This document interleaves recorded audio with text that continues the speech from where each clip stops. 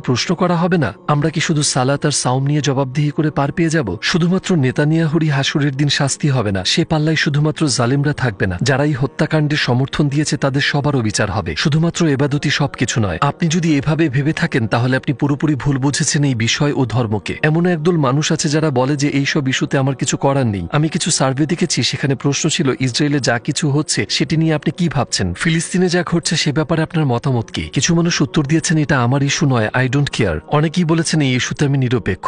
জানিয়ে রাখি, ইসরায়েলের সমর্থনকারী কিন্তু অনেক কমে গেছে, কারণ অত্যাচারের মাত্রা এখন ভীষণ আর ভয়ানক হয়ে দাঁড়িয়েছে। এত সবকিছু দেখেও আপনি কিভাবে নিরপেক্ষ থাকতে পারেন? কিভাবে আপনার কিছু আসে যায় না? ওই শিশুগুলোর ধর্মে আপনার কি কিছু আসে যায়? দেখুন, একটি শিশু মারা গেছে, সেখানে 5টি শিশু, 10টি শিশু, 1000 শিশু, 15,000 শিশু মারা গেছে। কিছুই আসে যায় না আপনার? মুসলিম হিসেবে বেড়ে ওঠার পর তারা আল খেল্লার কুফিয়া পড়ে, হয়তো সেগুলো আপনার পছন্দ না, আপনি ঘৃণা করেন। ওকে, এই মানুষগুলিকে সমর্থন করা লাগবে না, ফাইন। হতে পারে আপনি একজন অবিশ্বাসী বা সংশয়বাদী, আপনি একজন মুসলিম হতে পারেন, আপনার ধর্ম যাই হোক না কেন, যদি একজন মানুষ হয়ে এই শিশুদের মৃত্যু আপনার বিবেকে নাড়া না দেয়, আপনি হয়তো জানেন না, কিন্তু ভেতর থেকে আপনি পচে গেছেন। আপনি নিজের আরাম আয়েশ আর স্বার্থের দাস হয়ে গেছেন। কোনো ব্যাপারে আপনার স্বার্থ না থাকলে সেখানে আপনি একটা শব্দ খরচ করেন না। আমি এটাও জানি যে প্রথমে যখন 7ই অক্টোবরের ঘটনাগুলো শুরু হলো, তারা সেগুলোকে এমনভাবে উপস্থাপন করেছিল যে সবকিছুর মূলে হামাস, তারাই শয়তান। ইসরায়েলের অধিকার আছে নিজেদের রক্ষা করার, আরো অনেক কিছু। তারা এটাকে এমনভাবে উপস্থাপন করেছিল যে শুরুতে আসল ব্যাপারটা অনেকেই বুঝে উঠতে পারেনি। তারা হয়তো ভাবছেন প্রথম দিকে যেহেতু আমি কিছু বলিনি, এখনো এই ব্যাপারে চুপ থাকবো, কিন্তু এখন সত্যিটা একেবারে পরিষ্কার। তাই আমাদের উচিত নিজেদের সব সংশয়কে পেছনে ফেলে এই ইস্যুতে একমত হওয়া এবং জোরদার জনমত গড়ে তোলা। যদি আপনি নিজের নাতি নাতনিদের বলতে চান যে আমি সঠিক পক্ষই বেছে নিয়েছিলাম, ঠিক এই মুহূর্তে গণহত্যা চলছে, আপনার পক্ষ বেছে নিন, প্রিয় ভাই ও বোন। এখানে আমি আমার সেই সব ভাই বোনদের কাছে মানবিক আবেদন করছি যারা আমেরিকান নাগরিক। আপনি কি বুঝতে পারছেন আপনার সমর্থন ছাড়া ইসরায়েল ওই শিশুদের ও নির্দোষ ফিলিস্তিনিদের মারতে পারে না? মানে আপনি যাই কিনছেন তাতে ট্যাক্স আছে। যাদের হাতে আমেরিকার রাষ্ট্রযন্ত্র, ট্যাক্সের টাকা পেয়ে তারা বলে আমরা ইসরায়েলকে সমর্থন করি।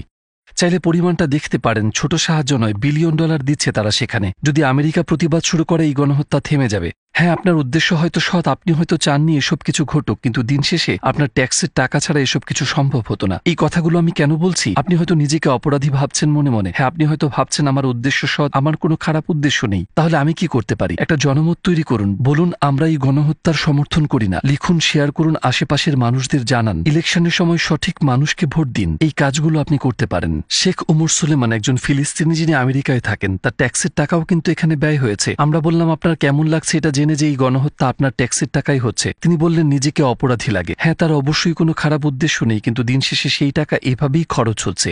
সংখ্যাগুলো দেখুন একবার, 15,239 জন শিশু মারা গেছে। এটা কেবল সাম্প্রতিক ঘটনাগুলোতে মৃত্যুর সংখ্যা। জানিনি তো 7ই অক্টোবরের পর আমি ওইসব হত্যার কথা তো বলছিই না যেগুলো বছরের পর বছর ধরে চলে আসছে। সব মিলিয়ে 35,000 মানুষ, একটা স্টেডিয়াম ভর্তি মানুষ সবাই মাটির নিচে চলে গেছে শুধু গত 8 মাসে, শুধুমাত্র এই জালিমদের কারণে। আপনি জানেন 7ই অক্টোবর কিছু একটা ঘটলো, ইসরায়েল ভীষণ হইচই শুরু করে দিল আর পুরো পৃথিবীর জনমত নিজের পক্ষে করে নিল। কিছু বানোয়াট কথা বলল, আমাদের শিশুদের মাথা কেটে নিয়েছে, নারীদের ধর্ষণ করেছে, তাদের স্তন কেটে নিয়েছে। মানুষ তাদের বিশ্বাস করেছিল, কিন্তু কোনো প্রমাণ পাওয়া যায়নি। তখন যারা বলেছিল তারা এসব কিছু দেখেছে, পরে স্বীকার করেছে আমরা আসলেই দেখিনি যে বাচ্চাদের দ্বিখণ্ডিত করা হচ্ছে। আপনি রাফায়ের ভিডিওগুলো না দেখে থাকলে দেখবেন না, আমি একটু করে দেখেছিলাম। তাদের হার্ট একটু দুর্বল, আমি যা বলছি সেটা তাদের শোনার প্রয়োজন নেই। 15 সেকেন্ড ফরওয়ার্ড করে দিন। এক লোক পড়ে যাওয়া একটি শিশুকে বুকে আগলে রেখেছিলেন, আপনি ওই শিশুর হাড়গুলোও দেখতে পাবেন, এমনকি শিশুর মাথাটাও ছিল না। ওই লোকটি ডানে বামে দৌড়াচ্ছিলেন, তিনি কি করছিলেন হয়তো নিজেই জানেন না। আমি একটা কয়লা হয়ে যাওয়া শরীর দেখেছি, হাতগুলো উড়ে গেছে, অনেকে নিজের চোখ হারিয়ে ফেলেছে, মানুষ মারা যাচ্ছে। এখন উল্টো চিত্র কল্পনা করুন, ফিলিস্তিন ইসরায়েল আক্রমণ করছে এবং 35,000 নিরপরাধ মানুষকে হত্যা করেছে। ফিলিস্তিন পক্ষ 10,000 নারীকে হত্যা করেছে এবং 15,000 ইসরায়েলি শিশু হত্যা করা হয়েছে। 15,000 ইসরায়েলি শিশু। এমন একটা দৃশ্য কল্পনা করুন।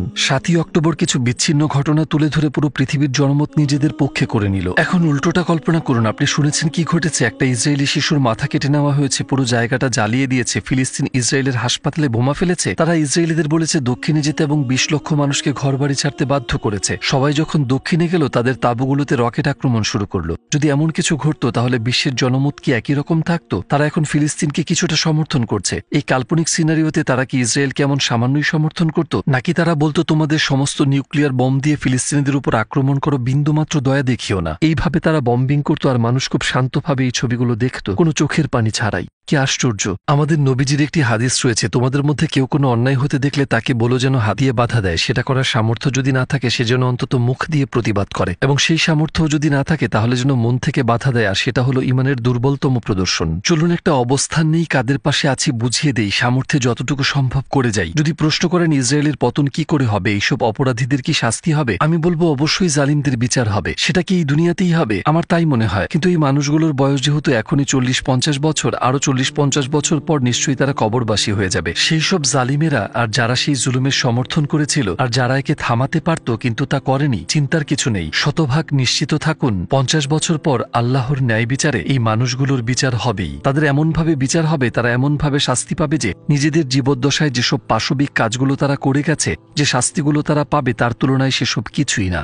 তো চিন্তা করবেন না, শতভাগ নিশ্চিত থাকুন যে আগামী 40-50 বছরে, হয়তো 20 বছরে এই মানুষগুলো আল্লাহর ন্যায় বিচারের স্বাদ পাবে। মজলুমের অধিকার আদায় হবেই ইনশাআল্লাহ। 35,000 মানুষ শহীদ হয়েছেন। হ্যাঁ, ওই শিশুগুলোর মৃত্যুতে আমরা কষ্ট পাচ্ছি, কিন্তু এখন সেই শিশু বলছে, দুনিয়াতে আমি ক্ষুধায় খাবার পাইনি, তৃষ্ণার্ত ছিলাম, কিন্তু এখন জান্নাতের এই জীবন কতই না সুন্দর। এবং আল্লাহর উপর পরকাল এবং কুরআনে বিশ্বাস আমাদের এ কথাই বলে। এই মুহূর্তে সেই 15,239 জন শিশু ভীষণ সুখী। হ্যাঁ, তারা ভীষণ সুখী।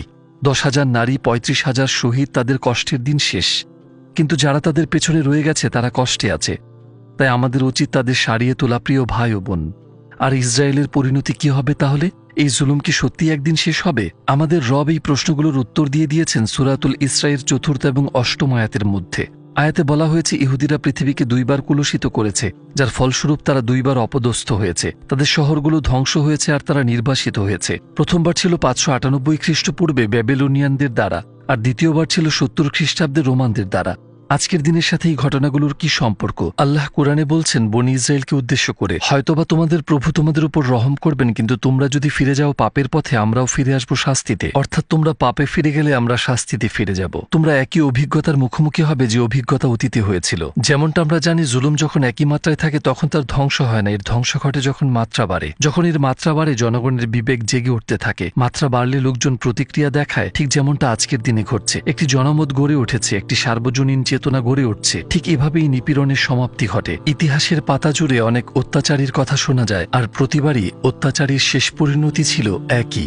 ইনশাআল্লাহ এবারও তেমনটাই হবে। আমরা আমাদের কাজ করে যাচ্ছি, আমাদের পক্ষ বেছে নিয়েছি। আল্লাহ যেন সব অত্যাচারীর বিনাশ ঘটান ইনশাআল্লাহ।